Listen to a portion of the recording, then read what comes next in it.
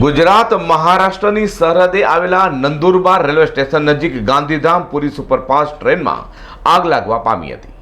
Pantry કારમાં લાગેલી આગ 2 કોસ સુધી પહોંચી જવા પામી હતી, જેથી પેસેન્જર જીવ બચાવી ભાગ્યા હતા.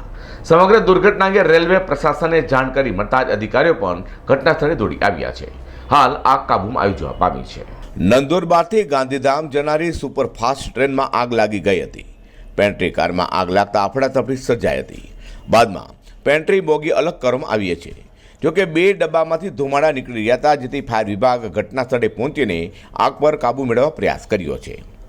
સુપરફાસ્ટ ટ્રેનમાં આગ લાગતા રેલ વ્યવહાર હાલ ખોરવાયો હતો. પેસેન્જરથી ભરેલી ટ્રેન હોવાથી ભયનો માહોલ પણ થોડા સમય માટે સર્જાયો હતો. જોકે હાલ પ્રાથમિક જાણકારી પ્રમાણે કોઈ જાનહાનિ નથી થઈ, જેને કારણે તંત્ર અને લોકોએ રાહતનો દમ લીધો છે. હાલ રેલવે અધિકારી અને પોલીસે ઘટના સ્થળે પહોંચી ગયા છે, જેથી પેન્ટ્રી બોગીમાં રહેલો સામાન બળીને ખાખ થવા પામ્યો છે.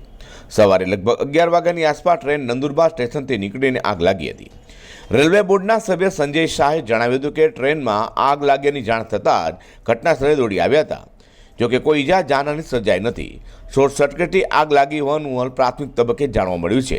હાલ તપાસ ચાલી રહી છે. આગ પર કાબૂ મેળવી લેવામાં આવ્યો છે. અઝર કુર્સી સાથે પ્રકાશવાળા.